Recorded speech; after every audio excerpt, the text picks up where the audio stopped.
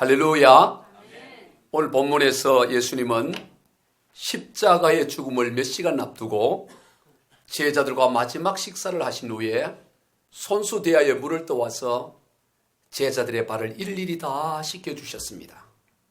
그리고 나서는 그들 중에 하나가 예수님을 팔 것이라고 말씀을 하셨습니다. 그때 주님의 심령에 대해서 매우 괴로웠다고 오늘 본문은 기록하고 있습니다. 본문 21절입니다. 시작. 예수께서 이 말씀을 하시고 심령이 괴로워 증언하여 이르시되 내가 진실로 너희에게 이르노니 너희 중 하나가 나를 팔리라 하시니, 주님은 제자 중에 하나가 팔 것을 아시고 심령이 심히 괴로웠습니다. 배신에 대한 안타까움 때문에 괴로운 것이 아니었습니다. 바로 예수님을 파는 그 제자에 대한 안타까움 때문이었습니다. 여러분, 그 제자가 누구입니까? 가룟 유다입니다. 우리는 그 제자가 누구인지 너무나 잘 알고 있습니다. 그러나 당시는 누구도 예수님을 팔 제자가 누구인지를 아무도 몰랐습니다. 그래서 다들 누가 예수님을 팔지? 주님은 누구를 가리켜 말씀하시는 거지 하고 서로의 얼굴을 쳐다봅니다. 본문 22절입니다. 시작. 제자들이 서로 보며 누구에게 대하여 말씀하시는지 의심하였더라. 도무지 예수님을 팔 사람이 티가 나지 않았던 것입니다.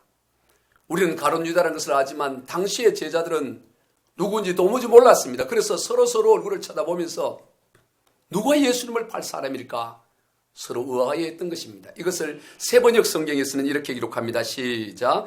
제자들은 예수께서 누구를 두고 하시는 말씀인지 몰라서 서로 바라보았다.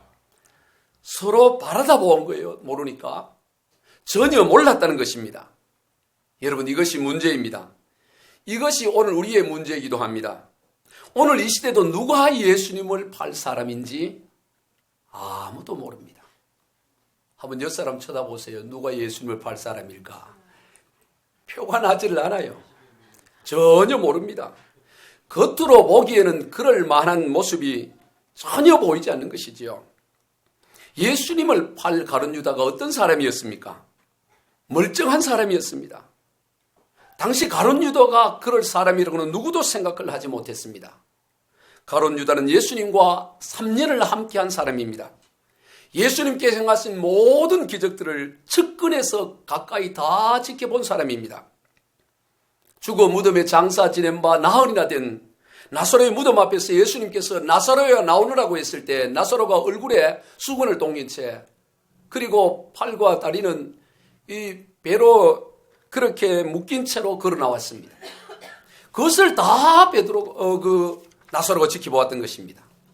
또 보리떡 5개와 물고기 2마리로 장정만 5,000명을 먹이고도 12광주로 남을 때 그것을 다 제자들이 일일이 다 전달했습니다.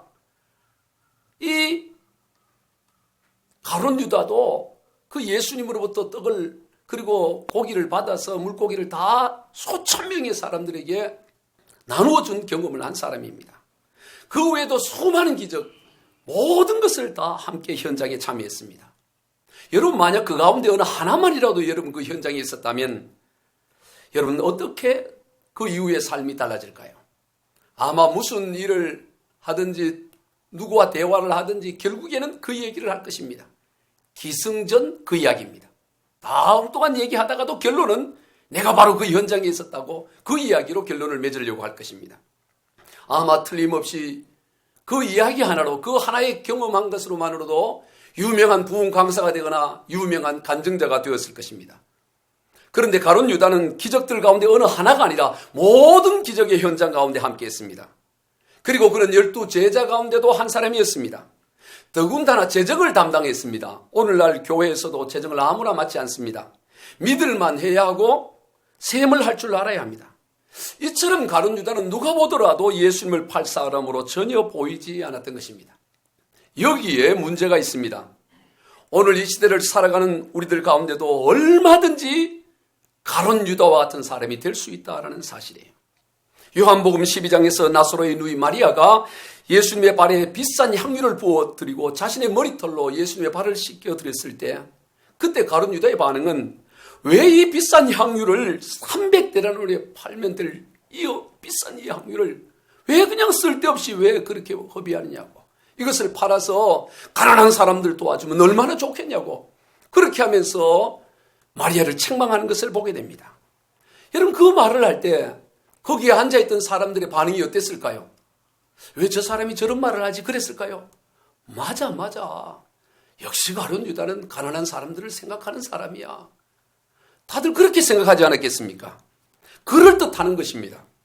그런데 어느 날 사도 요한은 요한복음을 기록하면서 요한복음 12장 6절에서 이렇게 기록하고 있습니다. 시작.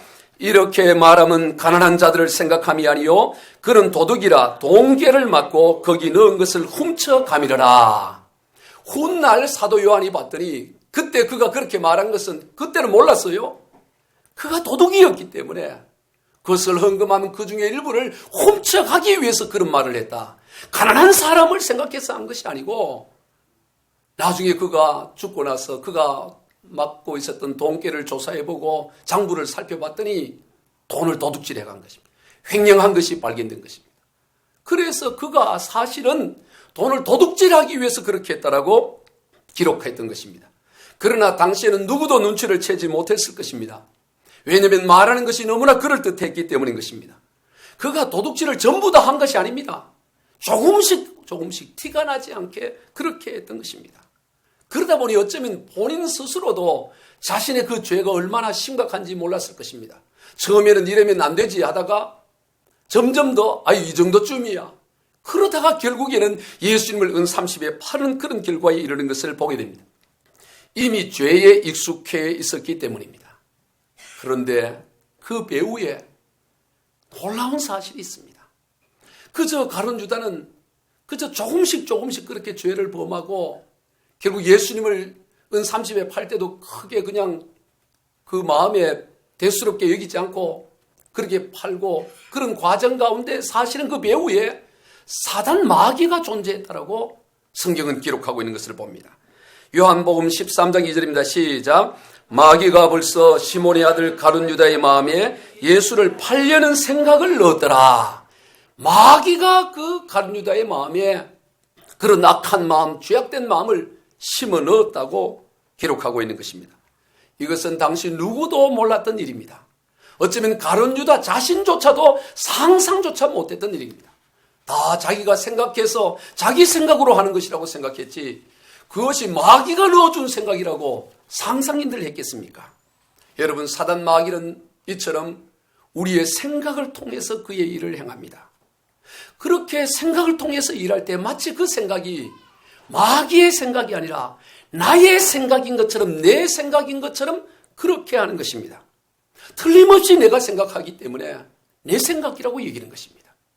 여러분 생각은 크게 세 곳에서 출처가 있습니다. 첫째는 나 자신으로부터 나오는 생각들이 있습니다. 오늘 배가 고픈데 짜장면을 먹을까 짬뽕을 먹을까 정심. 이거는 자기 스스로 생각하는 거예요. 자기 경험으로. 그러나 자기에게서만 나오는 생각이 있는 것이 아닙니다. 마귀가 넣어주는 생각이 있습니다. 또 하나님으로부터 넣어주시는 생각이 있습니다. 그러므로 오늘 우리는 내가 생각한다고 해서 그것이 다 내 생각이라고 얘기하면 안 되는 것입니다. 생각을 생각해 봐야 됩니다.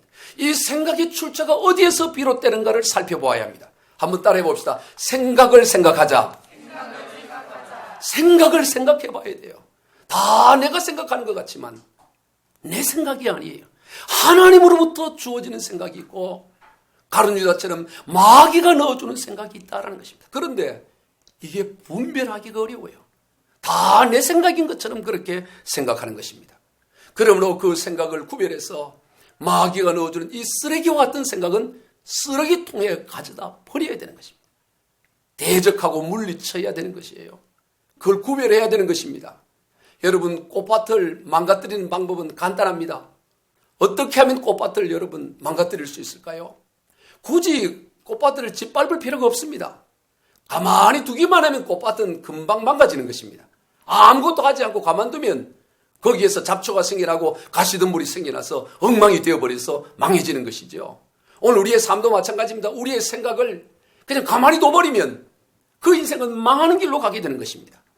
생각을 구별해서 잡초와 같은 생각, 가시덤불과 같은 생각, 마귀로부터 넣어주는 생각을 분별하여 그것을 제거하고 뽑아내야 되는 것입니다. 여러분 가만히 들여다보면 자세히 생각을 생각해 보면 이 생각이 하나님으로부터 오는 생각인지, 그저 나의 경험으로부터 오는 것인지, 나의 이성으로부터 오는 것인지, 마귀로 오는 것인지 금방 알 수가 있어요. 훈련을 해야 되겠죠, 물론. 여러분, 불쑥불쑥 분노가 치밀어 오릅니다. 불쑥불쑥 그냥 소리나는 총이 있으면 그냥 싸고 싶은, 죽이고 싶은 그런 마음이 혹 생각나십니까? 그런 게 있으면 이게 정상적인 생각이 아니잖아요. 악하고 음란한 생각이 나오면 이건 다 마귀로부터 넣어주는 생각이에요.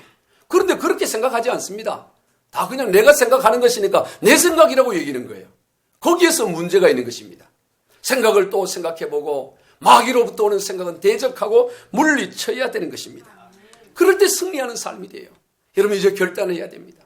나는 이제 생각한다고 다 생각하지 않고 마귀가 넣어주는 생각은 내가 내어쳐버리고 나는 이제 마귀의 뜻대로 살지 않을 거야.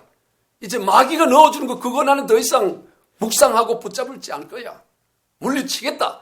이런 결심을 가져야 돼요. 여러분, 처음 사람 아담과 하와가 왜 넘어졌습니까?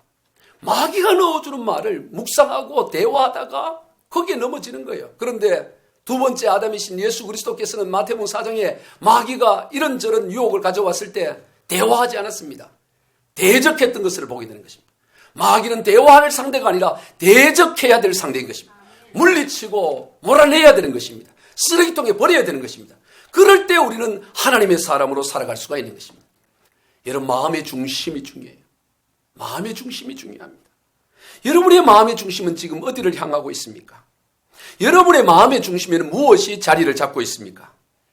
마음의 중심이 무엇일까요? 최우선시하는 것이 바로 마음의 중심인 것입니다. 가장 민감해하는 것이 그 사람의 중심인 것입니다.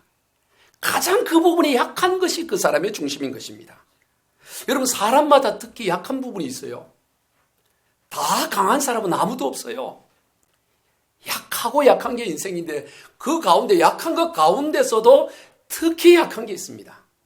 아마 대부분의 사람들은 어디에 약할까요? 제가 보니까 다 물질에 약해요. 돈에 약합니다. 다 이런저런 걸 다 할 수 있어도 결국에는 돈과 관련되고 물질과 관련되면 그게 아주 민감하게 반응하는 것이 인간인 것을 보게 돼요. 다 물질에 약합니다. 그래서 돈에 관한 것이라면 신앙도 뒤에 두는 것이죠. 그러면서 하는 말이 신앙생활도 다 돈이 있어야 하는 거 아니겠습니까? 그런 말을 합니다. 그러면서 다 돈을 버는 것도 신앙생활을 잘하기 위해서 한다. 그렇게 말합니다. 그럴듯하지요. 그러나 하나님은 속지 않아요. 물론 우리가 물질을 열심히 벌어야 되고 또 최선을 다해 그렇게 우리가 열심히 활동하여 부를 축적하고 그래야 됩니다. 그러나 아무리 그런다 할지라도 그것이 하나님보다 앞서서는 안 되는 것입니다. 그 하나님보다 앞섰는가 앞서지 않았는가 보면 그 돈과 관련될 때 어떻게 반응하느냐를 보면 금방 알 수가 있어요. 약해요, 다. 특히 약한 것이 있습니다. 어떤 이는 성적인 것에 약한 사람이 있어요. 또 어떤 이는 특히 자존심에 약합니다. 자존심 조금만 건드리면 견디지를 못해야 합니다. 또 어떤 이는 특히 명예욕에 약합니다. 특히 자식에 약한 사람도 있습니다. 사람마다 다들 나름대로 약한 부분이 있어요. 그 부분이 부딪히면 만사가 다 그 뒤로 물러가게 되는 것입니다. 신앙도 그 다음이에요. 그가 바로 가룟 유다입니다. 여러분, 가룟 유다가 다른 사람이 아닙니다. 약한 부분보다, 내게 민감한 부분보다 하나님이 뒤로 서버리면 그게 바로 가룟 유다인 것입니다. 여러분 속에는 이런 가룟 유다의 모습이 있지는 않습니까? 그렇다면 돌이켜야 하는 것입니다. 그런데 가룟 유다의 문제가 어디에 있습니까? 돌이키지 않는 데 있어요. 주님께서 여러 번에 걸쳐서 가룟 유다에게 돌아서라고, 돌이키라고 기회를 주셨습니다. 다른 사람들은 그 기회가 돌이키라고 하는 기회인지 몰라도 가룟 유다는 사실 알고 있었을 것입니다. 그럴 때 예수님께서 직설적으로 말을 합니다. 12 제자들을 향해 너희 중에 한 사람은 마귀니라 그렇게 말씀을 해요. 아주 직설적인 표현입니다. 요한복음 60장 70절로 71절입니다. 시작. 예수께서 대답하시되 내가 너희 12를 택하지 아니하였느냐? 그러나 너희 중에 한 사람은 마귀니라 하시니 이 말씀은 가룟 시몬의 아들 유다를 가리키십니다. 그는 12 중에 하나로 예수를 팔자르라.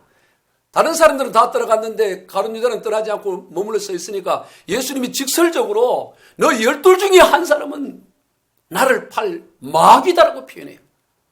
예수님도 표현이 좀 세요. 그런데도 꿈쩍을 안 해요. 이 가룟 유다는 할 거 아니겠습니까? 당시에 다른 제자들은 몰랐어요. 나중에 사도 요한이 모든 일이 끝나고 난 다음에 이 요한복음을 기록하면서 넣은 것이에요. 그렇게 직접적으로 말씀을 해주시면 그때는 돌이켜야 되잖아요. 주님, 제가 마귀입니다. 제가 죄인입니다. 제가 잘못했습니다. 주님, 용서해 주십시오. 제게 믿음을 주옵소서라고 그렇게 돌이켜야 했을 것입니다. 그런데 가룟 유다는 아닌 척하고 그저 가만히 있었던 것입니다. 심지어 오늘 본문에서도 그랬습니다. 예수님께서 너희 가운데 하나가 나를 팔리라고 말씀하셨을 때 그때도 가룟 유다는 아닌 척하면서 가만히 있었던 것입니다.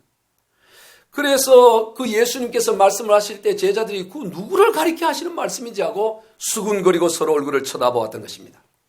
그때 베드로가 예수님 가까이 있는 사도 요한에게 고갯짓을 하면서 예수님한테 한번 물어보게 그렇게 사인을 주니까 그 사도 요한이 묻습니다. 주님, 그 사람이 누굽니까? 누가 예수님을 팔 사람입니까? 라고 그렇게 물었습니다. 그랬을 때 예수님은 이번에는 더 직접적으로 말씀을 해요. 뭐라고 말씀을 하시냐면은 내가 이 빵 조각을 찍어서 소스에 찍어서 주는 그 사람이 바로 나를 팔자다 이런 얘기예요. 그러면서 빵 조각을 하나 가지고 소스에 찍어갖고 가룟 유다에게 줘요. 이보다 더 정확한 것이 어디 있습니까? 그러면 그제서야 그러면 이제 실토를 해야 되잖아요. 아이고 예수님 제가 사실 그랬습니다 하고 실토를 해야 될 것 같은데 가룟 유다는 그러질 않아요. 참 답답해요. 그의 반응입니다. 27절 시작. 조각을 받은 후 곧 사탄이 그 속에 들어간지라. 이에 예수께서 유다에게 이르시되 네가 하는 일을 속히 하라 하시니. 아니 예수님이 정확하게 집어서 빵을 찍어서 주면서도 이렇게 지적을 해주셨는데도 불구하고 그냥 그 빵 조각을 받고 아무렇지 않는 것처럼 그냥 받고는 밖을 나가는 것입니다. 그런데 오늘 본문에서 27절에서 조각을 받은 후 곧 사탄이 그 속에 들어갔다 이렇게 기록하고 있어요. 여러분 이 조각을 받은 후에 사탄이 그의 속에 들어갔다는 말이 무슨 말일까요? 이것은 바로 이 가룟 유다가 그 빵 조각을 받고 나서는 악으로 반응을 했다 이런 얘기입니다. 악하게 반응을 했다는 거예요. 지금 예수가 나를 지금 모욕을 주는 것이구나. 나를 욕되게 하는 거구나. 그렇게 악하게 반응을 한 것입니다. 그렇게 나오시면 아이고 잘못했습니다. 용서해 주세요. 이래야 되는데 더 악하게 반응했다는 것입니다. 그게 바로 사탄이 들어갔다고 이렇게 표현하고 있는 것입니다. 여러분 하나님의 말씀은 길이고 생명이에요. 하나님의 말씀인 길과 생명을 떠나버리면 결국에는 멸망과 사망에 이를 수밖에 없는 것입니다. 여러분 우리가 잘못된 길로 갈 수도 있어요. 순간적인 마귀에게 속아서 넘어질 수도 있습니다. 인간인지라. 그러나 그것이 깨달아지면 하나님께서 기회를 주면 빨리 돌이켜야 되는 것입니다. 고집을 피울 이유가 없어요. 여러분 하나님의 말씀은 길이요 생명이에요. 하나님의 말씀에서 벗어나면 돌이켜야 되는 것입니다. 내 체면이고 뭐고 돌이켜야 되는 거예요. 그런데 오늘 본문에서 이 가룟 유다는 그렇게 하나님께서 우리 주님께서 돌이킬 수 있도록 심지어 떡 조각을 소스에 찍어서 주면서까지 말씀하시는데도 그 기회를 버려버리는 그런 안타까운 결과에 이르게 되는 것을 보게 되는 것입니다. 결국 이 떡 조각을 받은 가룟 유다는 어둠을 향해 떠나는 것을 보게 됩니다. 30절입니다. 시작. 유다가 그 조각을 받고 곧 나가니 밤이러라. 조각을 받고 나갔는데 낮이었다고 하지 않고 밤이라고 말합니다. 물론 시간적으로 밤이죠. 그러나 여기에서 말씀하는 밤이라는 것은 단순한 시간적인 밤이 아니라 인생의 밤을 맞이하는 것입니다. 빛 대신 주님을 떠나니까 빛 대신 주님을 떠나고 나가보니 거기가 밤이 되는 것입니다. 어둠의 세력에 사로잡히게 되는 것입니다. 여러분 그때 가룟 유다의 마음이 어땠을까요? 아이고 조금만 더 있었다가는 낭패를 당할 뻔했는데 빨리 내가 잘 나왔네. 들키지 않았네. 아마 다들 감쪽하지 모르겠지. 은 30이라도 챙겼으니 얼마나 다행인가. 어쩌면 그렇게 생각했을지도 모릅니다. 그런데 막상 예수님께서 결박을 당해서 이리저리 끌려다니면서 재판을 당하는 모습을 보시자 그때 정죄감이 밀려왔습니다. 여러분, 사단은 결국에는 우리로 하여금 정죄감을 가지고 오게 하시고 죄의식에 빠져 멸망하게 하는 것이 사단의 목적이에요. 결국은 예수님이 이리저리 끌려다니고 채찍당하고 이 모습을 보면서 깊은 정죄감이 빠져들게 되는 것입니다. 그제서야 내가 왜 이런 짓을 했을까? 내가 무슨 짓을 한 것인지 하고 그 자신의 행동에 대한 자책감과 정죄감이 생겨났을 것입니다. 여러분, 그때라도 늦지 않아요. 그때라도 돌아서면 됩니다. 주님, 제가 잘못했어요. 그 주님 앞에 나가서 아이고, 주님, 내가 그러면 안 되는데 그렇게 돌이키면 돼요. 여러분, 그때 늦었을까요? 그때 주님이 아주 차갑게 쌀쌀하게 눈을 치켜 세우고 이젠 늦었어 이러실겠어요? 아마 그때도 늦지 않아요. 그런데 이 가룟 유다는 이미 너무 죄악으로 가득 차니까 이 돌이킬 생각조차 하질 않는 것입니다. 그래서 결국에는 그 정죄감에 빠져 스스로 목을 끊어버린, 스스로 목숨을 끊어버리는 비참하게 생을 마감하는 것을 보게 되는 것입니다. 여러분, 설령 생을 마감하지 않고 그 은 30을 다 쓴들 무슨 의미가 있겠습니까? 결국에는 그 가운데 은 30 가운데 하나도 못 쓰고 그냥 그는 스스로 목숨을 끊으면서 생을 마치죠. 그런데 만약 여러분 한번 가정을 해봅시다. 그 은 30을 잘 활용을 해서 투자를 했더니 어디 주식에 투자를 하든 어디 투자를 했더니 저 강남의 땅을 미리 사놨든지 은 30이 은 300이 되고 은 3000이 되고 은 3억이 됐다 그러면 그건 좀 괜찮은 겁니까? 그렇지 않아요. 은 30억을 번들 게 무슨 의미가 있겠습니까? 시편 90편에서 모세는 우리의 인생이 하나님 앞에서 1000년의 세월이라 할지라도 어제와 같고 한 경점, 밤의 한 점과 같다고 말했습니다. 이 땅의 삶이라는 게 참으로 하나님 앞에서는 잠시 있다가 살아가는 것이다. 그러므로 거기에 연연할 것이 아무것도 없다고 그런 여겼기에 히브리서 11장 26절에서 이 모세에 대해서 이렇게 기록하고 있습니다. 시작. 그리스도를 위하여 받는 수모를 애굽의 모든 보화보다 더 큰 재물로 여겼으니 이는 상주심을 바라봄이라. 이 모세는 애굽의 모든 보화를 그저 예수 그리스도 복음 하나님의 나라를 위해서 욕을 얻어먹는 것보다 더 가볍게 여겼다고 말하는 거예요. 오히려 복음 때문에 욕 얻어먹는 것이 애굽의 모든 보화를 가지는 것보다 더 귀하다고 얘기했어요. 여러분, 우리가 애굽의 모든 보화라는 게 상상이 되지 않을 양입니다. 그 모세 시대 때 지었던 것이 다 그 지금 피라미드 그런 거죠. 세계 불가사의 가운데 하나인. 그러니 그런 피라미드를 짓는 시대였으니 애굽의 그 보화라는 게 얼마나 굉장했습니까? 그 왕자로서 누릴 보화라는 건 어마어마한 것입니다. 강남의 빌딩 몇 채, 테헤란노의 빌딩 몇 채 가진 그런 거와 비교가 되질 않습니다. 그런데 그런 보화조차도, 그런 어마어마한 것조차도 하나님의 나라를 위해서 욕을 얻어먹는 것보다 보잘게 여겼다고 하는 것입니다. 여러분, 이것이 신앙의 위대함인 것입니다. 정말로 천국을 바라보는 사람은, 하늘나라를 바라보는 그 사람은 이 땅의 그 어떤 보화와 그 주의 복음을 바꾸질 않습니다. 우리 찬송가 94장 1절에 보면 주 예수보다 더 귀한 것은 없네. 이 세상 명예와 바꿀 수 없네. 이전에 즐기던 세상 일도 주 사랑하는 마음 뺏지 못해. 세상 즐거움 다 버리고 세상 자랑 다 버렸네. 주 예수보다 더 귀한 것은 없네. 예수 밖에는 없네. 할렐루야. 이것이 우리의 신앙의 고백이 되어야 되는 것입니다.